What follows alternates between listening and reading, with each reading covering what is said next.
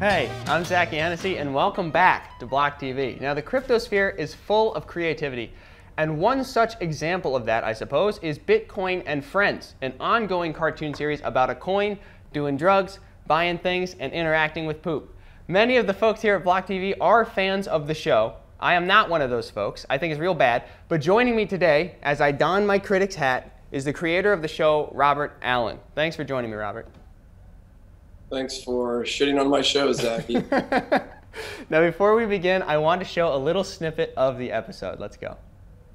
Yeah, so I don't want anything fancy. I just, want something to browse the internet, that kind of thing. So you basically just want to watch porn? I didn't say that. You're going to want to go with this laptop here. It's the wet wipe of the laptop world, so you can just pitch them once your computer gets infested with viruses. Thanks. Hey man, what are you doing here? Hey Harold, I'm interested in buying some things. That's a big bag you got there. I sold some itty bitties. Management is going to love me. Follow me this way, B. We're going to go to the section where we don't let any poor people in. This is our 72-inch ultra-high-def TV. True colors, non-reflective service, $4,000 plus tax. I've got a lot here. Do you have anything more expensive? You could buy two of them. You got a ride? I hadn't thought about that. Now, this is a snippet from the most recent episode, episode 3, that came out, I believe, this week or late last week. Now, I have to say before we go into this, Robert, that I admire you as a creative force with such ambition and wherewithal to put out this content. First things first, what has your experience working on Bitcoin and Friends been so far? Well, this is my brother Chris and I's first attempt at a cartoon, which has been very interesting. We've worked on a few different live action projects in the past, so it's been really actually very liberating working with animation because it's quite a bit easier to fix scenes and, for example, if you had a voice actor and you weren't happy with the performance, rather than having to reshoot an entire scene, you can simply swap out that voice. So it's really a fun medium to work in. And we're having a ton of fun with it, and we hope to continue for many years to come. Okay, sure. Well, you can see the fun coming through in the production. I have to say that at least. Now, my first real question for you is: would you describe Bitcoin and Friends as a comedy? Because it's very heavy. It's got a lot of plot, a lot of sad notes. What's going on with it? What do you think? Yeah, I mean, it definitely is comedic at times, of course, and I think that's probably the biggest thrust of the show. But there are definitely some kind of sad moments, and as you point out. So, I think any good entertainment is going to take you kind of up and down through a lot, take you on a journey, if you will. And I think that's something we're really hoping to do with the show, and to make it so that it's not just one-dimensional, but that it actually will grip people, pull them in, and kind of take them on a journey. Okay. I mean, my biggest question for you, with comedy being the main thrust of the show, my biggest question is, where are the jokes? Because, as far as I can tell, a lot of it comes from, haha, there's cum on the screen. But, besides that, talk to me a little bit about the comedic process for you and for Chris. Well, I think this show is more in the comedic vein of something like Monty Python. So, a lot of the comedy is just situational, and also, the characters can be pretty colorful at times. So it's a combination of, for example, in episode 2, Bitcoin is singing a little song, and he's very sad. Or I'm sorry, that's actually episode 1. But episode 1, he's singing this song, is very sad, and on a certain level, it's sad, but on another level, it's kind of hilarious. And so I think the show actually can work many times on multiple levels, depending on the mood you're in, and also depending on the type of person you are. But the comedy is definitely there. It just maybe takes a certain type of personality or a certain view of the world to appreciate it sometimes. Yeah. No, Friends, they got away with 10 years of jokeless comedy by adding a laugh track. Have you considered doing the same? Okay. Yeah, no, we're not going to add a laugh track. Okay, now, so as I understand, Bitcoin and Friends is funded primarily by community donations and sponsorships, and now merchandise. Can you tell me a little bit about the funding for the show and where that money's going to in the pipeline? Yeah, sure. So we've definitely received some donations from individual donors, which has been really nice. Most of the money at this point is coming from sponsors for episodes. And so those have been crypto companies that have come along and put funds into buying an advertisement that goes at the front of the episode. And we're also selling merch, as you mentioned, although that hasn't been a huge driver of our business yet. We hope that will increase. But anyway, it's a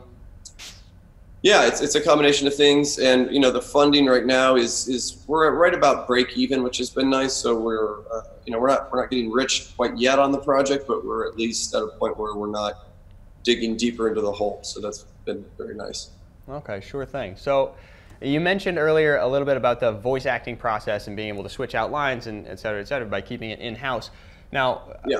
I'm a connoisseur of comedy cartoons. When watching other comedy cartoons like Rick and Morty, for example, it's often surprising to see that Justin Roiland has done so many voices in a single episode. That's never really the case with Bitcoin and Friends because you can hear the same voice in like 90% of the characters. So my question for you is, will you be putting any of the revenue that you're making from the funding of the show towards hiring vocal talents who can contribute to the show and add depth to the cast rather than the same voice? Yeah, I mean, as time goes on, we're going to be adding more characters and hopefully more voice actors to voice those characters. But at the same time, we're pretty happy with the performances from Chris and Jake. They've done, like as you mentioned, quite a bit of the voices are coming from two voice actors. And if the content and the story is good, and I think their voice acting is pretty varied. So I think it's working. I'm not too worried about it. We've, with anything you produce, you always have critics. So yeah, we've had a couple comments in our videos about, hey, can you add more voice actors? Or, some people were asking if we were going to add women voice actors and so on and so forth. Again, Monty Python, they did plenty of sketches where men were dressed in drag using women's voices. Absolutely. So I don't get too stressed about it, but yeah, I'm sure we'll continue to expand that. Sure. And a little bit more, speaking of voices and Justin Roiland, one of the reasons that Rick and Morty have such good voices is because, Roiland is an entertaining personality, and that shows through his voice acting. And the voices that he chooses for those characters is typically flawed, but never grating. So what was the creative process behind finding the voice for Bitcoin? Is it intentionally painful to listen to him speak? I don't think so. I mean, I think it's, he's kind of an everyman in a certain way, and he's got a bit of a lisp. And, he's also a bit of a child, so we're kind of going for that sort of combination of a child and a slightly lispy, struggling person. I mean, again, I think that a lot of this just comes down to personality. Some people like certain things, some people don't. You're obviously a boring guy, so it's okay. Right.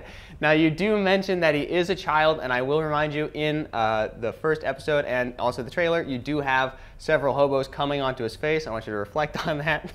Now, as one of the main players in the crypto space, do you feel that you have an obligation to represent Bitcoin in a positive light, or do you feel satisfied with making jokes about cum and cow shit? Well, that's actually supposed to be urine, and I think the animation on that first episode has some rough spots. We'd hope to actually redo some of the animation on episode 1 in the future, assuming we get this show eventually pulled into a network. We'll do some revisions because that was not exactly what we intended. But yeah, to your larger question, I think we are representing Bitcoin in the light that we want, which is, first and foremost, we're trying to create a character who is interesting, who's on a journey that people will want to watch and follow. And for that to happen, he can't have everything together and be all buttoned up at the beginning. He's got to have some foibles and problems, and he has to be on a journey of self-discovery.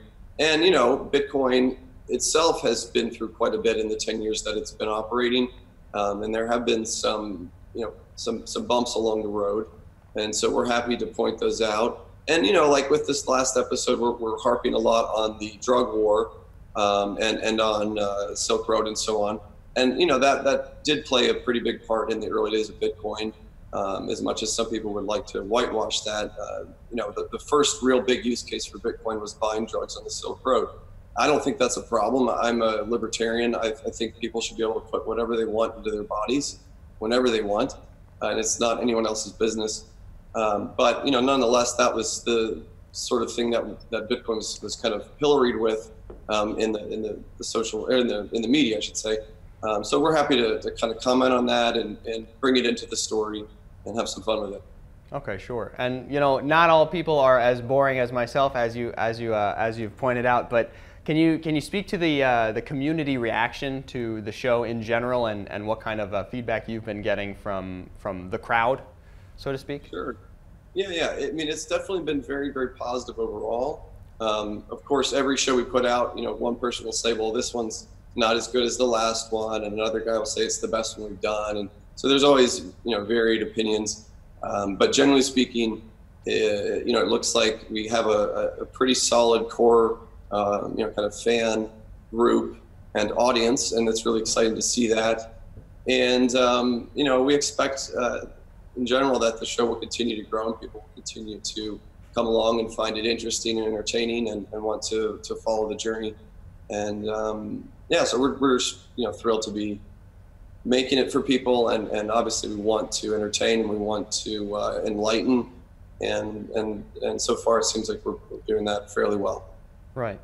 And you know, speaking of, we mentioned earlier a little bit about the funding situation, but you know, I understand that there are these intermittent vlogs that you're putting out between episodes, and those are also sponsored. Is there any sort of pushback from the community in regards to, you know, selling out or you know, accepting corporate sponsorship to promote the show, or any sort of that response, or do you feel it's generally pretty okay? I mean, I think generally it's pretty okay, but of course, yeah, you know, there are the maximalists, Bitcoin maximalists, who hate anything that isn't Bitcoin. So we'll get criticism for, you know, having for episode 3, our sponsor is Loom Network, and, you know, of course they're building on top of Ethereum, so some people don't like that.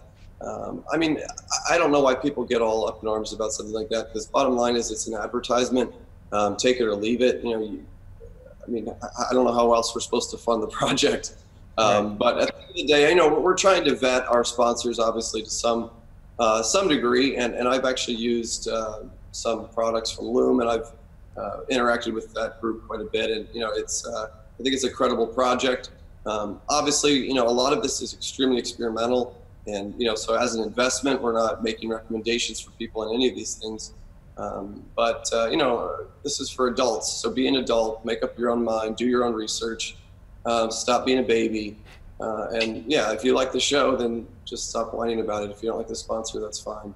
Sure. Now, my primary criticism is that, for me, the jokes that you feature in the show are hard to point out. So in a series like South Park, right, a similar vein, often the jokes follow a traditional setup punchline formula. In one such example, Stan becomes a vegan and develops a series of vagina-shaped lesions that gradually increase in size, and at the end, the doctor who cures him reveals that if he had continued to be a vegan for any longer, he would have become one giant pussy, and the bit ends.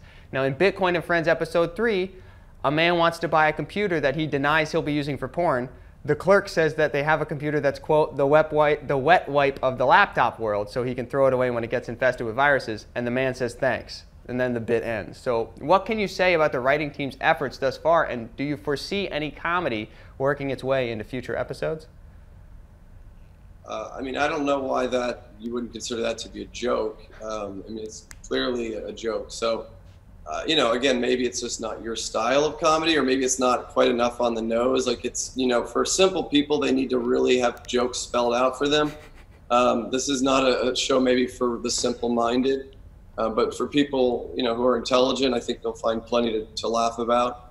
So, you know, there you go. All right, fantastic. Well, Bitcoin and Friends, the thinking man's comedy. Thanks so much for coming on, Robert. I really appreciate it. And, you know, go check out episode 3 yourself, you know, see what you think, and make sure you let them know. For now, that's all the time we have. My name is Zachy Hennessy, and you're watching BLOCKTV.